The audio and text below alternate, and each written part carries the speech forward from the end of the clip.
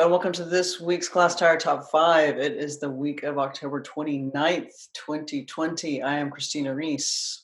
And I'm Christopher Blay. And it is cold in Houston. It's cold. I'm wearing my scarf indoors. I know, it's cold in my apartment too. I haven't turned a heater on, but I mean, we woke up this morning, it was like, what? We all went out, we saw each other this morning, you and me and Brandon at the MFAH, and it was like winter. Yeah. So number 5 on our list this week is in Austin at Prizer Arts and Letters. This is BETELHEM, MAKONNEN, and ADRIAN Aguilera. It's called People the We. We don't know a lot about this show yet, but the language that they've come up with around it is really nice. I'm just going to read sort of a description. And these two have worked together quite a bit, and also along with Tony Rubin, they are the founders of the Black Mountain Project in Austin. So they collaborate very, very well, and I've seen some very strong shows by them when they team up. And of course, Betty has been on the top 5 a number of times, including the Tito's Prize. People the We is a collaborative exhibition by the artist Adrian Aguilera and BETELHEM MAKONNEN, conceived in the wake of an ongoing aftermath of the Black Lives Matter-led uprisings that were reignited in May 2020 over a series of masked and socially distanced exchanges, mostly in the natural spaces outside of their studios. The artists tried to give form to the overwhelming personal and collective emotions of rage, disappointment, exhaustion, and bruised hope that they have experienced in the last 6 months. Yeah, what a beautiful turn of phrase, people the we, because we do need the people the we. And it's, we've talked about how it's, some artists can sort of pause and wait till this moment passes before they create anything. And other artists are just immersed in the moment. And from both those places can come really strong confrontations of what's happening in the world. So yeah, I'm looking forward to this. Okay, for number 4 on our list, at the 1226 Gallery in Dallas, is Rachel Jones' A Sovereign Mouth. It's a collection of paintings. Rachel's 24 years old. We were just amazed earlier, considering that this painter whose work, it's oil pastel work. She's a UK-based artist. The work is abstract. It's full of color, and she sort of gushes about using that oil pastel material because of how it layers the work. But she's exploring inside-outside spaces and using color in a way that talks about Blackness. These images are abstract, but they have like little elements. Like you can see that it's she's creating teeth in a mouth. She uses a lot of repetition to sort of dull that sort of abstract space so that you can find a way in. She went to the Glasgow School of Art. I would imagine her way into Texas was that she was a Chinati resident in 2019. These do look like beautiful paintings. Okay, number 3 is at the Box 13 space here in Houston, and it's actually 2 shows.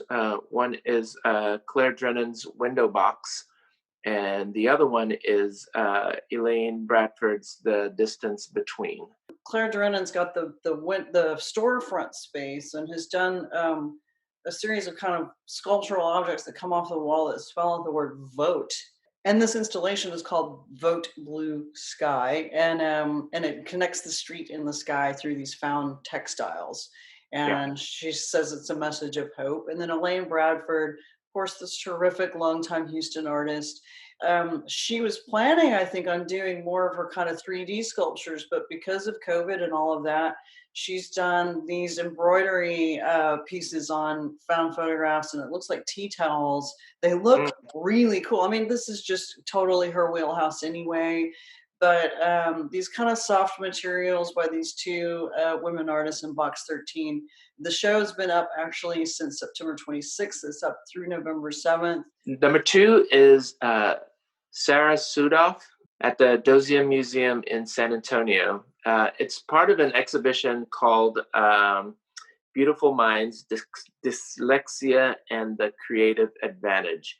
SUDHOFF is currently an artist in residence at the Dozier. It's a children's museum, and this work is talking about dyslexia and manipulating brain patterns somehow.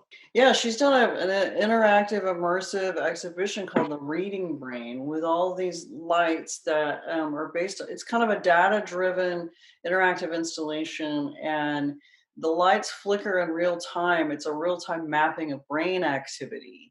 Hmm. She has a hell of a CV. I mean, Sarah has.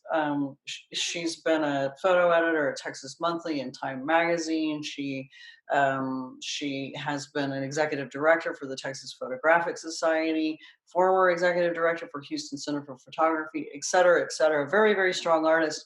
And the Doceum, or Dozium, I actually don't know how it's pronounced. It's a really highly acclaimed children's museum, and they have this awesome artist in residency program. This is the 4th year for it.